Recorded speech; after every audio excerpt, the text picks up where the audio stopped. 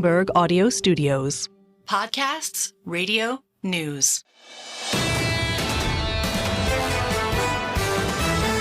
This is the Bloomberg Surveillance Podcast. I'm Tom Keene, along with Paul Sweeney. Join us each day for insight from the best in economics, finance, investment, and international relations. You can also watch the show live on YouTube. Visit the Bloomberg Podcast channel on YouTube to see the show weekday mornings from 7 to 10 a.m. Eastern from our global headquarters in New York City.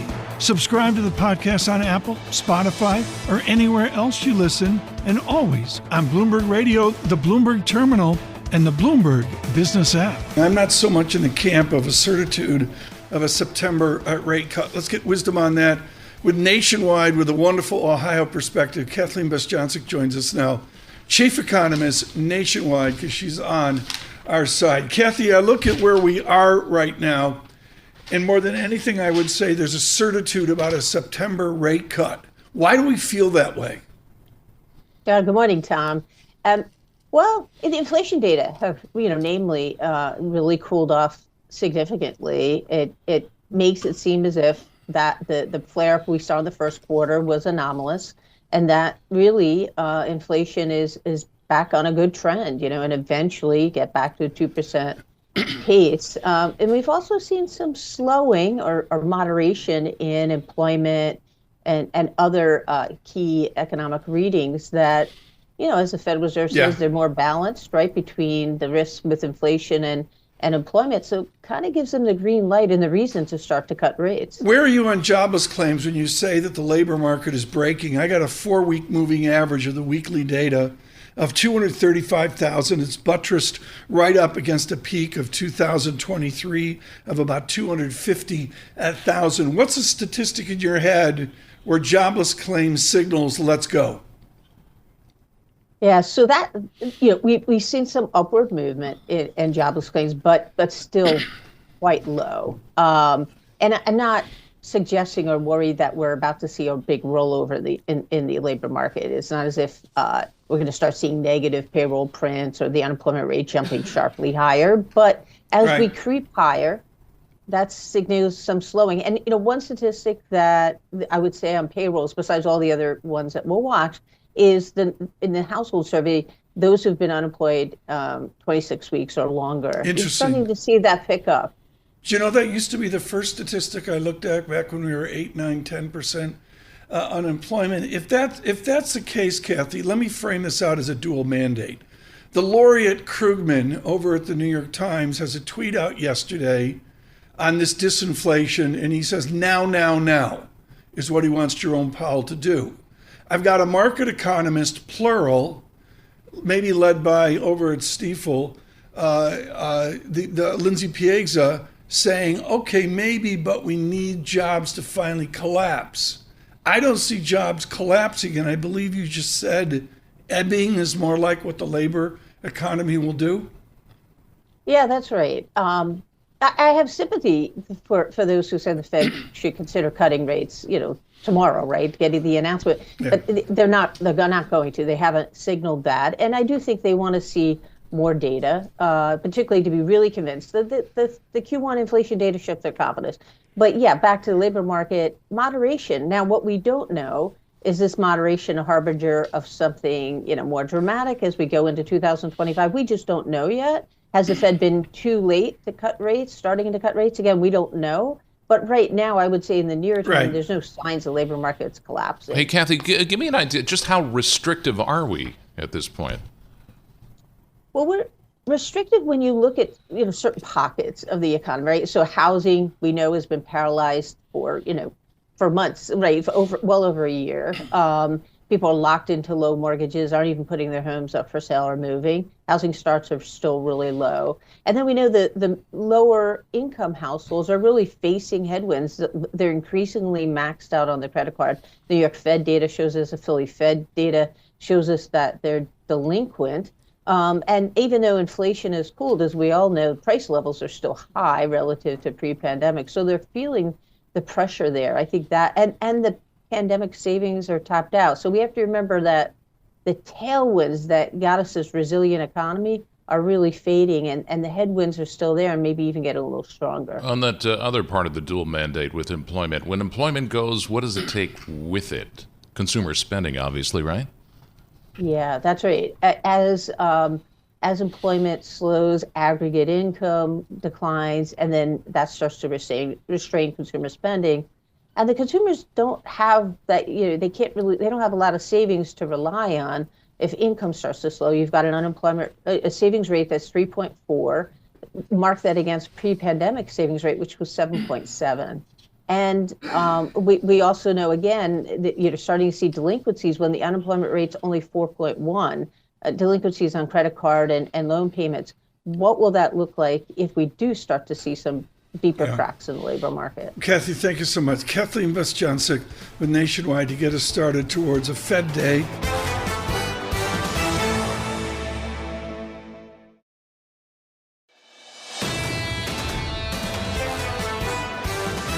Joining us now, he's been of huge value to us, Terry Haines at Pangaea Policy here on the next step forward. I get a plan of exuberance, Terry Haines, from Harris. What's the plan from the Trump camp?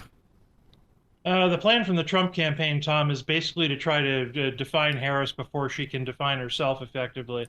They see a window of about 3 weeks before the convention where they can present Harris not only kind of the word salad that everybody knows about, but also defining, I forget what Trump's exact words are, but, extreme, most liberal ever, so on and so forth, in an attempt, frankly, to blunt momentum and blunt the potential ceiling that she has, which is, quite substantial.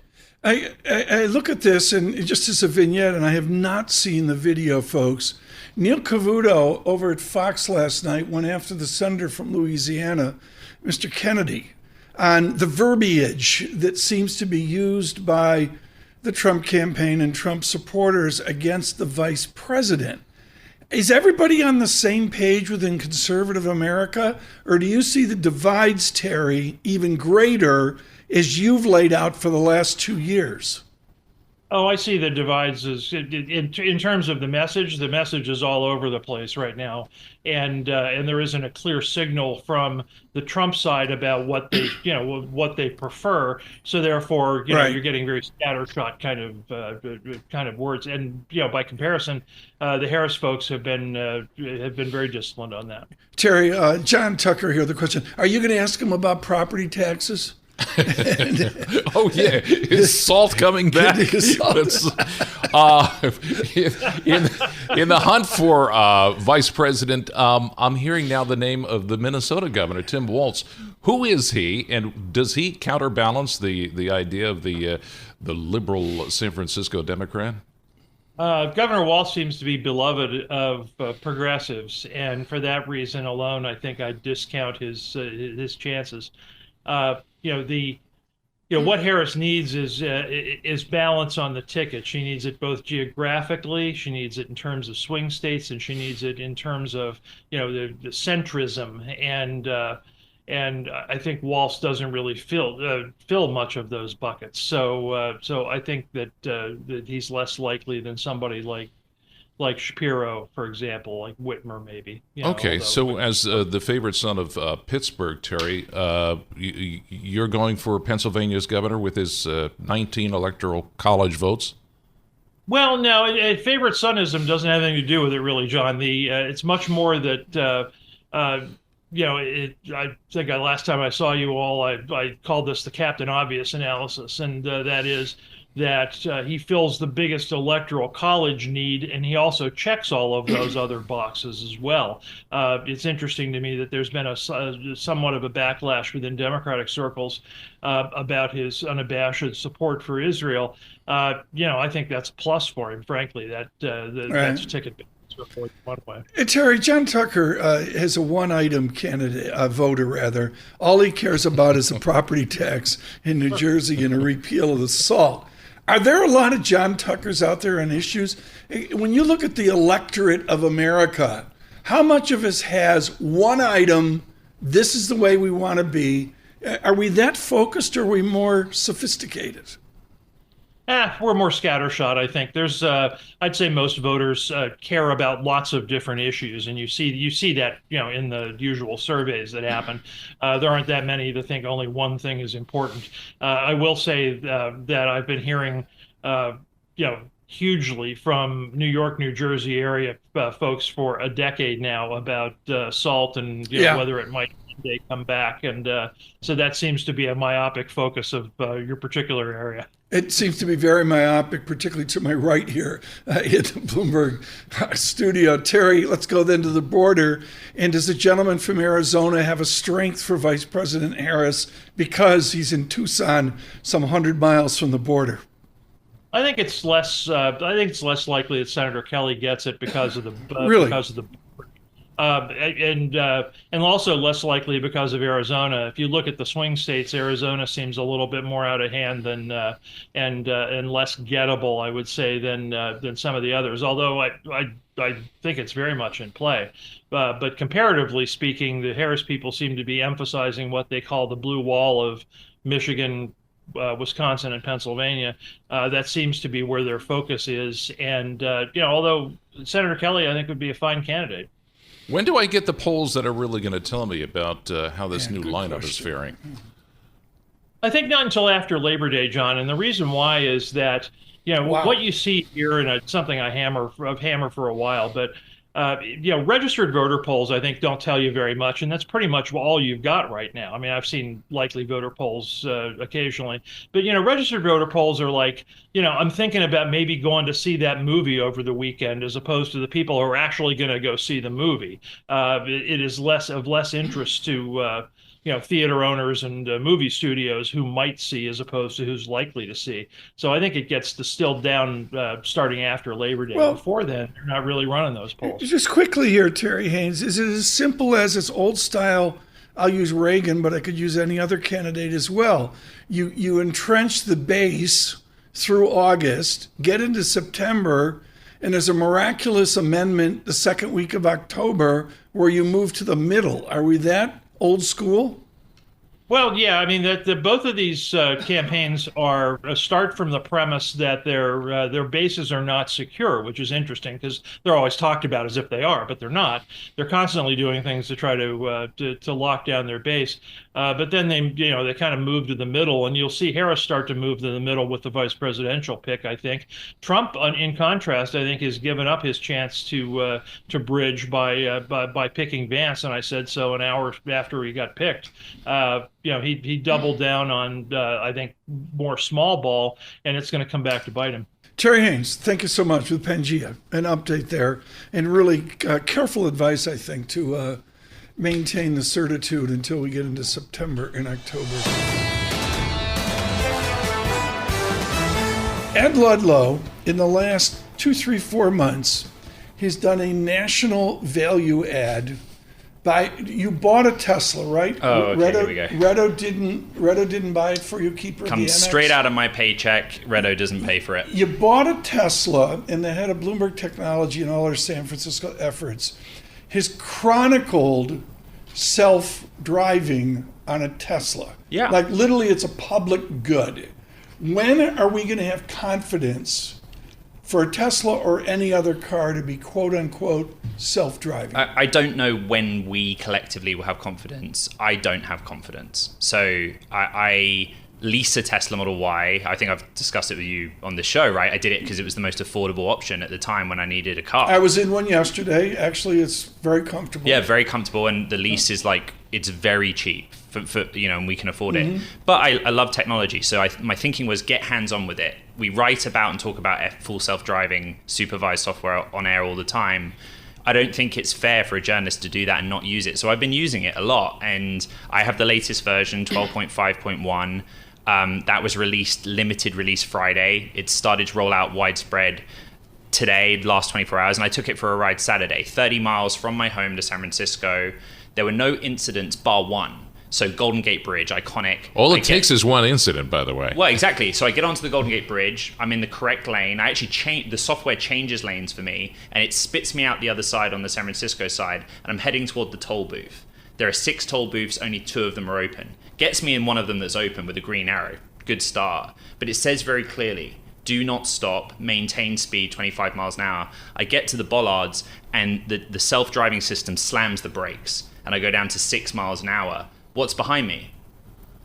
Dozens of cars shooting off the bridge, not at 25 miles or 40 miles an hour. I made the choice in the moment not to intervene. I should have done. Were you listening to Jefferson Airplane or Grateful Dead as you saw your life? I was listening to Kenny G, classic 1986 album, Duo Tones. Okay. Just classic for the woodwind movement. John lives this. On the Garden State Parkway, there's someone doing an Ed Ludlow experiment. Well, no, it's not working. That's right. It doesn't take into account the other nuts who are behind you on the roadway. Yes and no. It's a purely camera-based system, right? And there are cameras around the perimeter of the car.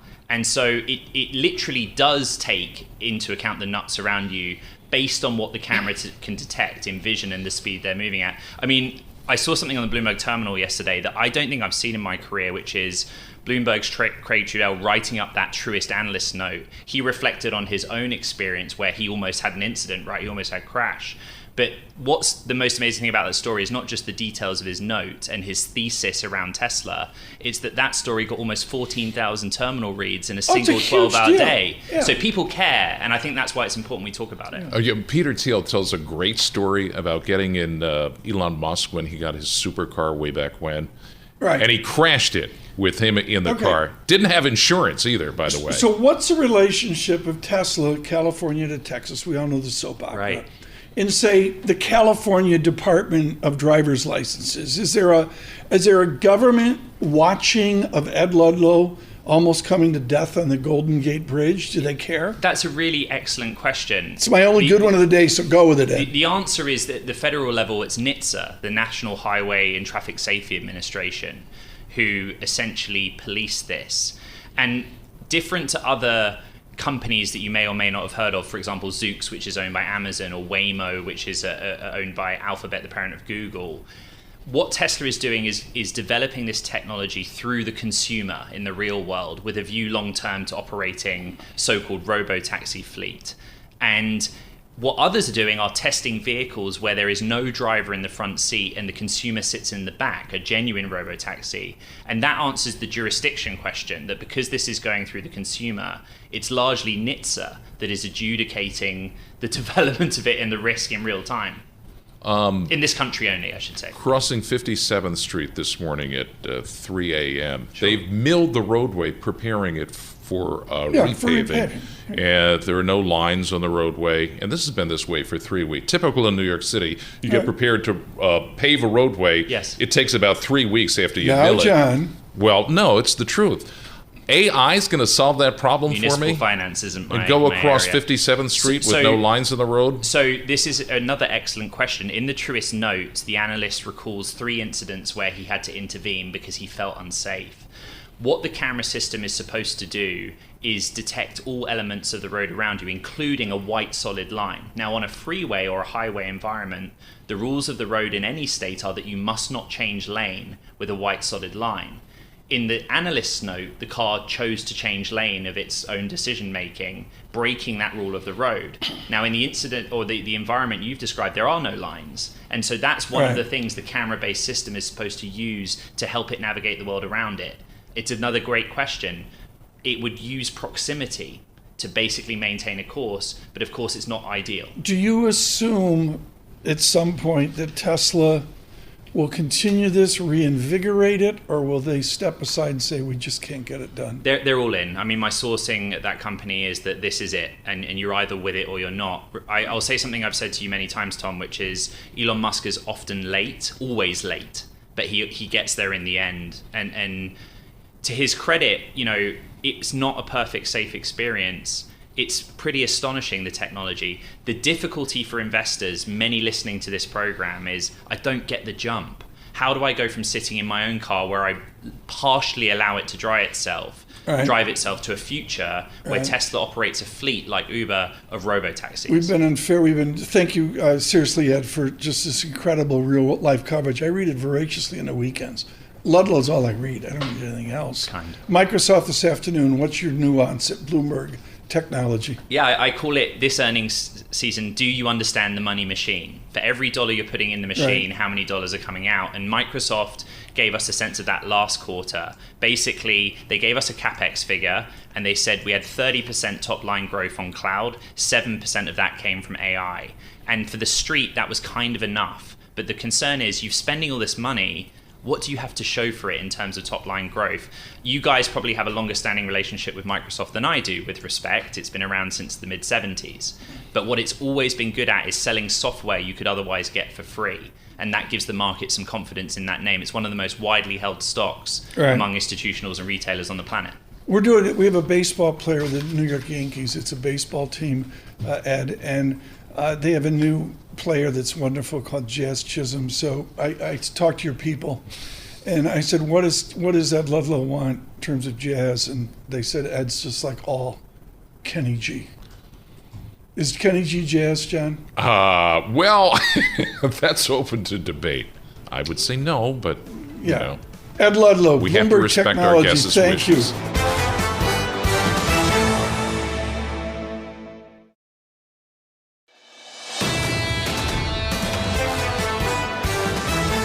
Mike Green joins us, Chief Strategist at Simplify Asset Management, always thinking about the market for various and sundry firms, including Canyon, over the years. You have, and you know, Mike, how I feel about this. I hate the modern parlor game of the Fed. And the parlor game exists because we have data. And we could go to our Bloomberg and look at the data. And we're more certain ourselves because we've got the data. And now we're data dependent, and you liken it to two drunks, the dual mandates at the ex post bar of the Fed. Yeah, we're definitely staggering home trying to solve both unemployment, which we're not entirely sure what it is and how it's caused, and we're trying to solve inflation, which we freely admit we're not entirely sure how to fix it or solve it. And you mentioned the blinder op-ed here in the Wall Street Journal is the example. So how does that fold into the July-September guessing game of those in the parlor? So I think we're now at a point of decision where the Fed is likely to go ahead, barring some catastrophic reading that comes through. But the important point that Blinder is making is that we've changed the seasonality. Just the methodology with which we produce the data on inflation is influenced by the prior behavior of prices. The last revision basically adjusted for the time period from 2017 to 2022, which includes the nonsense around COVID. This has shifted seasonality dramatically. It raises prices or raises inflation numbers that we're getting in the fall and early spring, and it's lowering them in the summer. That's creating conditions where we could come into the fall, even as underlying inflation continues to fall, and suddenly we see a hot CPI print again, derailing the question of is the Fed going to cut despite the very obvious need to do so. And the inflation fight, it comes at the expense of jobs? It can, right? It becomes a question of what are we actually trying to diagnose? And this is one of these really weird situations in which the map becomes the territory. We're not actually looking at what's happening in the economy. Instead, we're turning around and relying on the data, which was the point that Tom was making, that we confidently receive from government agencies that are printing this. Now, most people think there's giant conspiracies around this. It's really just mechanical inputs, right? When you have thousands and thousands of employees who are doing this, you have to have rules around how you construct it. Those rules are built for time periods of stability, and the last 5 years have been anything but. If we're not data dependent, then we're what, anecdotally dependent? Well, anecdotes are data in one form or another, right? But we need to actually have a theoretical model and an understanding of what's really going on. We are looking at components of inflation that are deeply lagging, things like insurance, that insures the value of the car as of last year, right? That relates to behaviors of consumers who are increasingly stressed and deciding to, sue people for compensation in a variety of ways. We're seeing this insurance fraud is rising. Those are not inflationary. Those are market pressures and market powers. And the answer to them, of course, is fewer people drive cars. That's going to end up playing out even as the Fed reacts. What does it do to assets? I mean, what we're talking here about, folks, is the difference between risk, where you can model what you've got, and outright uncertainty, where you can't model it. What does that do to asset prices? So the uncertainty around the Fed's reaction function, or the uncertainty around do we have anything approximating an optimal path of interest rates, is ultimately just like sand in the gears of the system, right? It slows it down, it creates increased risks. You can err on the side of too liberal and too generous, as we may have done 10 years ago. Now we're on the flip side of that, and we're watching segments of the economy slowly wither away. How restrictive are we right now? I think it really depends on who you ask, right? There's no restriction for a company that is incredibly cash rich like Microsoft. There was a fantastic headline that Apple, made over $1 billion on its cash balance last quarter. They're not thinking about interest rates at all. They don't care.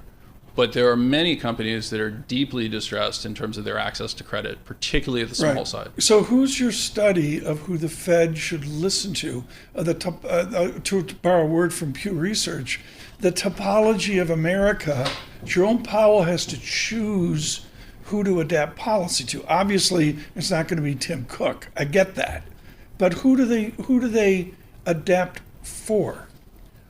Ultimately, what we should be doing is adapting for the maximum ability to change, right? So the ability to accommodate the shifts that are occurring in our economy. Right.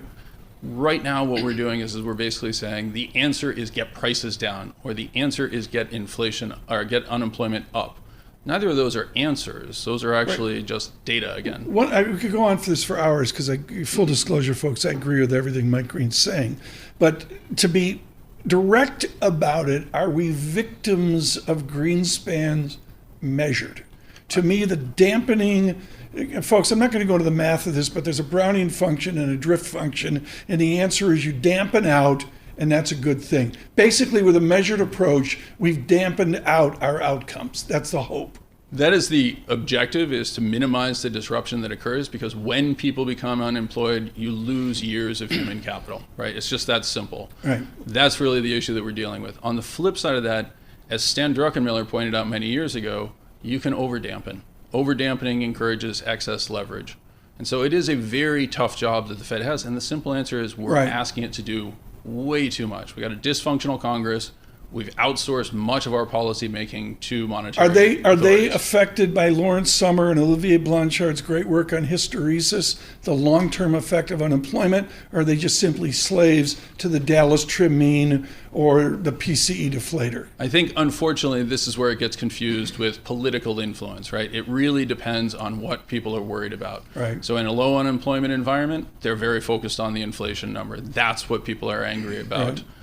In a high unemployment environment, you're going to have to flip that. And unfortunately, it feels very much like the risks of us flipping in the opposite direction are quite high now. Bottle it. Mike Green, and it'll be out on Bloomberg Digital here today. Mike Green is with Simplify Asset Management. This is the Bloomberg Surveillance Podcast, bringing you the best in economics, finance, investment, and international relations. You can also watch the show live on YouTube. Visit the Bloomberg Podcast channel on YouTube to see the show weekday mornings from 7 to 10 a.m. Eastern from our global headquarters in New York City. Subscribe to the podcast on Apple, Spotify, or anywhere else you listen, and always on Bloomberg Radio, the Bloomberg Terminal, and the Bloomberg Business app.